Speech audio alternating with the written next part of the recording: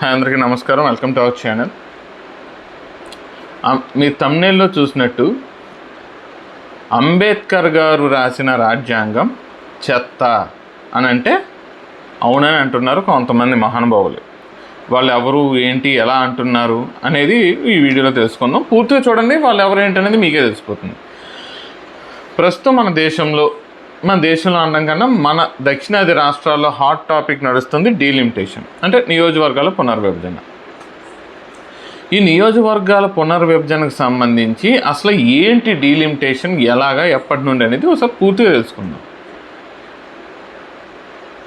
ఎంతమందికి ఒక ప్రజాప్రతినిధులు, ఒక దేశానికి ప్రజాప్రతినిధులు అంటే ఎంపీలు కావచ్చు, ఎమ్మెల్యేలు కావచ్చు, ఎంతమంది ఉండాలి అనేదానికి ఒక లెక్క, ఒక విధానం అనేది ఉండాలి. అది ఎలాగా అంటే ఒక్కో దేశంలో ఒక్కో విధానంలో ఉంటుంది. మన దేశంలో అంబేద్కర్ గారు రాసిన రాజ్యాంగం ప్రకారం చూసుకుంటే ఎంతమంది జనాభాకి ఒక ఎంపీ లేదా ఒక ఎమ్మెల్యే ఉండాలనేది ఒక విధాన నిర్ణయం ఉండాలని చెప్పి డీలిమిటేషన్ కమిషన్ యాక్ట్ అనే చట్టం తీసుకొచ్చారు. ఇది ఆర్టికల్ 82. ఎవరైతే గుడ్డిగా డీలిమిటేషన్ని వ్యతిరేకిస్తున్నారో వాళ్ళ కోసం చెప్తున్నా. ఆర్టికల్ 82 ఏం చెప్తుంది? ఆర్టికల్ 82 ఆర్టికల్ అంటే అధికరణ 82 ఏం చెప్తుందంటే article 82 of the Indian constitution mandates that offer each census that allocation of seats in the Lok Sabha to the states, the division of each state into territorial constitutions be readjusted by Parliament through a delimitation act. ఇది ఇప్పటి వరకు 4 సార్లు delimitation commission అనేది ఏర్పాటు చేశారు. ఎప్పుడు ఏర్పాటు చేశారు? 1982లో డీలిమిటేషన్ యాక్ట్ 1952 ప్రకారం 1952లో, అలాగే డీలిమిటేషన్ చట్టం 62 ప్రకారం 63లో ఒకసారి, 73లో ఒకసారి, 2002లో ఒకసారి జరిగింది. అంటే ఆర్టికల్ 82 ఏం చెప్తుంది? ప్రతిసారి సెన్సస్ అంటే జనాభా లెక్కలు జరిగిన ప్రతిసారి డీలిమిటేషన్ అనేది చెయ్యాలి అని చెప్తుంది. 1952లో ఒకసారి, 63లో ఒకసారి, 73లో ఒకసారి, 2002లో ఒకసారి జరిగింది. ఇందులో 52లో ఎవరు అధికారంలో ఉన్నారు? కాంగ్రెస్. 63లో ఎవరు అధికారంలో ఉన్నారు? కాంగ్రెస్. 73లో ఎవరు అధికారంలో ఉన్నారు? కాంగ్రెస్. 2002లో మాత్రం భారతీయ జనతా పార్టీ అధికారంలో ఉంది. అప్పుడు ఎప్పుడు లేని బాధ ఇప్పుడే ఎందుకు వచ్చింది? ఇప్పుడు 1952లో మనకి 489 సీట్లు ఉండేవి. 1963లో 494, 1973లో 543. ఇప్పుడు 2002 డీలిమిటేషన్ యాక్ట్ ప్రకారం ఇప్పుడు మళ్ళీ 2001లో జరిగిన జనాభా లెక్కల ఆధారంగా చేస్తారు. ఇక్కడ దక్షిణాది రాష్ట్రాలు సీట్లు తగ్గించేస్తారని ఏం కాదు. దక్షిణాది రాష్ట్రాల్లో కూడా సీట్లు పెడితే ప్రతి రాష్ట్రంలోనూ సీట్ల సంఖ్య పెరుగుతుంది, అది కన్ఫర్మ్. ఓకే, అది జనాభా లెక్కల ఆధారంగానే జరుగుతుంది. ఇది అంబేద్కర్ గారు రాసిన రాజ్యాంగం అని పుస్తకాలు పట్టుకుని తిరుగుతాడే 55 ఏళ్ల యువ నాయకుడు కాంగ్రెస్ మన రాహుల్ గాంధీ, ఆ రాజ్యాంగంలోనే ఉంది ఇది. అంటే మిగతా అన్ని సందర్భాల్లోనూ అంబేద్కర్ గారు రాసిన రాజ్యాంగం చాలా అద్భుతం. ఒక్క బీజేపీ విషయానికి వచ్చేసరికి, అంటే బీజేపీ అధికారంలో ఉంది కాబట్టి ఇప్పుడు ఏం చేసినా ఈ డీలిమిటేషన్ దగ్గరకు వచ్చేసరికి మాత్రం అంబేద్కర్ రాసిన రాజ్యాంగం చెత్త. ఇప్పుడు ఉన్న అంటే కాంగ్రెస్ హయాంలో జరిగిన డీలిమిటేషన్ ప్రకారం చూసుకుంటే ఇప్పుడు ఎన్ని సీట్లు మనకి? 543 సీట్లు. అందులో ఆంధ్రప్రదేశ్కి 25, తెలంగాణకు 17, కర్ణాటకకి 28, కేరళలో 20, తమిళనాడులో 39. ఈ మొత్తం కలిపితే ఎన్ని? 129 సీట్లు. మన దక్షిణాది 5 రాష్ట్రాల్లో కలిపి 129 సీట్లు. ఉత్తరాదిలో 414 సీట్లు. ఇప్పుడు ఏం కొంపలు మునిగిపోయినాయి, ఏం అన్యాయం జరిగిపోతుందో దక్షిణాది రాష్ట్రాలకి. ఇప్పుడు కూడా అంతే, మన జనాభా పెరిగింది కాబట్టి ఇక్కడ పెరుగుతాయి. ఇప్పుడు 20 కోట్ల మంది జనాభా ఉన్న ఉత్తరప్రదేశ్లోనూ ఎంతమంది ఎంపీలు ఉంటారో, లేదంటే ఇప్పుడు కేరళలో జనాభా చాలా తక్కువ,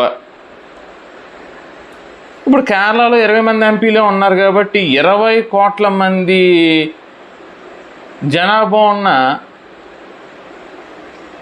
ఉత్తరప్రదేశ్లో కూడా 20 మంది ఎంపీలు ఉండాలంటే ఎంత మూర్ఖత్వం, అది అర్థం చేసుకోవాలి. మీకు సింపుల్గా చెప్తా, మీకు అర్థమయ్యే విధంగా చెప్తాను. ఇప్పుడు 2 లక్షల మందికి ఒక ఎమ్మెల్యే ఉన్నాడు ప్రస్తుతం, అంటే ఆన్ అండ్ యావరేజ్. ఈ 2 లక్షల మంది అంటే ఉదాహరణగా చెప్తున్నాను కాబట్టి సింపుల్గా అర్థమయ్యేలా చెప్తా. ఈ 2 లక్షల మంది ఎంపీని కలవడానికి వెళ్తే అందులో నువ్వు ఒకడు ఉంటే పొద్దున్న వెళ్ళిన వాడివి సాయంత్రం నీకు అవకాశం వస్తుంది ఎమ్మెల్యేని కలవడానికి. అంటే పొద్దున్న టిఫిన్లు మధ్యాహ్న భోజనం అన్నీ మానేసి అలా కూర్చుని ఉండాలి, ఇల్లు వాకులు తీసుకుని. అదే ఇప్పుడు 1,00,000 మందికి ఒక ఎమ్మెల్యేని ఏర్పాటు చేశారనుకోండి, నీకు సగం టైం కలిసి వచ్చేస్తుంది. హ్యాపీగా పొద్దున్న టిఫిన్ చేసి వెళ్తే మధ్యాహ్నం భోజనానికి ఎమ్మెల్యేని కలిసేసి ఇంటికి పోయి భోజనం చేసి పడుకోవచ్చు. ఇది ఇప్పుడు ఎందుకు ఇది స్టాలిన్ ఇంత గట్టిగా పొట్టు పెట్టాడంటే, మీకు కేసీఆర్ తెలంగాణలో ఎంతసేపు ఆంధ్ర తెలంగాణ అనే ఒక విద్వేషాన్ని రెచ్చగొట్టి ఎలా లబ్ధి పొందుతూ ఉంటాడో, ఇప్పుడు స్టాలిన్ పరిస్థితి కూడా అది. వీళ్ళకి సిద్ధాంతాలు ఉండవు. సిద్ధాంతం లేనప్పుడు విద్వేషాలు రెచ్చగొట్టి దాని మీదే బ్రతికేస్తూ ఉంటారు. మాట్లాడితే తమిళనాడు ప్రైడ్, తమిళ భాష మా భాష అంటారు. కానీ పెరియార్ని వీళ్ళు దేవుడిగా కొలుస్తారు. మరి అదే పెరియార్ ఈ తమిళం అనేది చెత్త భాష, అదొక దిక్కుమాలిన భాష, ఆ భాష మాట్లాడిన వాళ్ళని జైల్లో పెట్టాలి, ఉరి తీయాలి అంటూ వాగాడు. మరి అలాంటి పెరియార్ని మళ్ళీ నెత్తిన పెట్టుకుంటారు.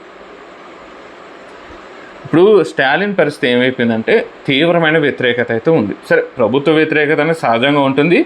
ఈయన చేసిన పనుల వల్ల ఆ వ్యతిరేకత ఇంకా పెరిగింది. ఇప్పుడు ఏఐడిఎంకే బీజేపీ కలిసి వెళ్ళే అవకాశం ఉంది. ఇక్కడ బీజేపీ హిందువుల్ని సమీకరించుకుంటుంది. తప్ప రైటా అంటే ఇప్పుడు ముస్లింలని కాంగ్రెస్ సమీకరించుకుంటలేదు కదా, ముస్లింలందరినీ కాంగ్రెస్ సమీకరించుకుంటుంది కదా, అలా బీజేపీ హిందువుని సమీకరించుకుంటుంది. ఎవరి రాజకీయాలు వాళ్ళవి. ఇప్పుడు విజయ్ సినిమా యాక్టర్ విజయ్ కూడా నటుడు, ఆయన కూడా పార్టీ పెట్టాడు. ఆయన ఎవరితో పొత్తు పెట్టుకోకుండా విడిగా వెళ్తామంటున్నారు. వీళ్ళు ఏమంటున్నారు, హిందుత్వాన్ని నాశనం చేసేయాలని స్టాలిన్ ఆ కొడుకు ఉదయనిధి స్టాలిన్ అంటూ ఉంటాడు.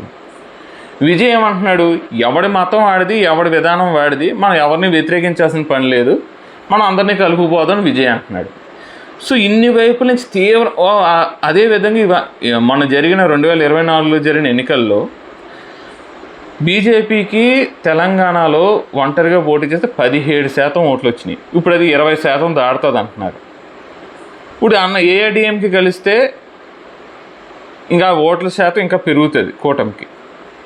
విజయ్ కూడా కొన్ని ఓట్లని కొల్లగొడతాడు, అదైతే పక్క. సో ఇప్పుడు అతనికి స్టాలిన్ భయం పట్టుకుంది. సో ఈ సమయంలో ఏం చెయ్యాలి అనేది చూస్తే ఏం చేయడానికి లేదు. అందుకనే హిందీ వ్యతిరేకత లేదంటే దక్షిణాది విధానం అంటూ గోల్ దొబ్బుతున్నాడు.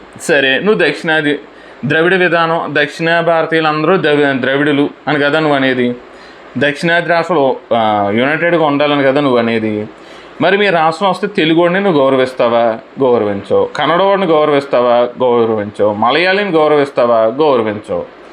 తమిళనాడులో కొన్ని లక్షల మంది తెలుగు వాళ్ళు ఉన్నారు, వాళ్ళకి తెలుగు మీడియం ఉంటే ఆ తెలుగు మీడియం తీసి పడదొబ్బారు. మరి నువ్వు చెప్తున్న ద్రవిడవాదం ఏంటి? నువ్వు చెప్తున్న దక్షిణాది ఐక్యత ఏమైపోయింది? ఇది పక్తు రాజకీయం. ఇది తెలియకుండా కొంతమంది మూర్ఖులు, చదువులేనో సంగతి, చదువుకున్న మూర్ఖులు కూడా, చదువుకున్న వాళ్ళు కూడా మూర్ఖపు వాదన. దక్షిణాది రాష్ట్రాలను దోచిపెట్టేస్తున్నారు, అది చేసేస్తున్నారు, ఇది చేసేస్తున్నారు. సరే, దక్షిణాది రాష్ట్రాలను దోచిపెట్టేస్తున్నారు అంటే నీకు మన దేశంలో చాలా రాష్ట్రాలు అభివృద్ధికి దూరంగా ఉంటాయి. మీరు ఈశాన్య రాష్ట్రాలు చూసుకోండి, హిమాచల్ ప్రదేశ్ చూసుకోండి, ఉత్తరాఖండ్ చూసుకోండి, అవన్నీ ఎక్కువగా కొండ, అటవీ, పర్వత ప్రాంతాలు, మైదాన ప్రాంతాలు చాలా తక్కువగా ఉంటాయి. అక్కడ అభివృద్ధికి అవకాశాలు తక్కువ. కాశ్మీర్లో ఇప్పుడు అభివృద్ధి స్టార్ట్ అవుతుంది. మన వరకు ఉగ్రవాదం, ఆర్టికల్ 370, 35 ఆ దరిద్రం, ఉగ్రవాదం వీటి వల్ల అక్కడ అభివృద్ధి అనేది జరగలేదు. కాబట్టి ఇక్కడ ఉన్నదాన్ని అక్కడ కూడా కొంత అమౌంట్ అక్కడక్కడ సర్దుతారు. ఇప్పుడు ఉత్తరప్రదేశ్, బీహార్ ఇవన్నీ ఒకప్పుడు గోండా రాజ్యాలు. కాంగ్రెస్ హయాంలో గోండా రాజ్యాలు. ఇప్పుడు అక్కడ నెమ్మదిగా అభివృద్ధి వైపు అడుగులు వేస్తున్నారు. టైం పడుతుంది, it will take some time. మీరు తెలంగాణ చూసుకుంటే హైదరాబాద్ తప్ప మిగతా ప్రాంతం అంతా వెనకబడిపోయింది కదా. అంటే ఇప్పుడు ఏంటి, హైదరాబాద్ మీద వచ్చే ఆదాయాన్ని మిగతా జిల్లాలకు పెట్టొద్దా? అలాగే ఆంధ్రాలో ప్రస్తుతానికి ఏమీ లేదనుకోండి, అది వేరే విషయం. కానీ ఏదో ఒక నగరాన్ని మెయిన్ మీరు విశాఖపట్నం మీద కాన్సన్ట్రేట్ చేస్తే అది హైదరాబాద్కి ధీటుగా ఎదుగుతుంది. అది అంటే సముద్రం ఉంది, సిటీ ఆఫ్ డెస్టినేషన్ అన్నారు, దిగుమతులు బాగుంటుంది కాబట్టి అక్కడ ఎదుగుతుంది. సో ఇప్పుడు ఏంటి, వైజాగ్ జిల్లాకు వచ్చే ఆదాయాన్ని వేరే ఇంకెక్కడ ఇవ్వకూడదా?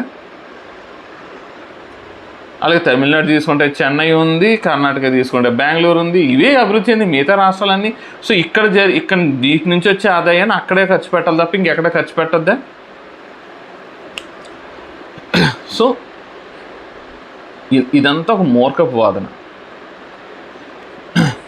కాబట్టి అంబేద్కర్ గారు రాసిన రాజ్యాంగాన్ని కాపాడుతామని తిరిగే మహానుభావులు అందరూ ఇవాళ వాళ్ళ దగ్గరికి వచ్చేసరికి అంబేద్కర్ రాసిన రాజ్యాంగం చెత్తపుట్లో పడేశారు.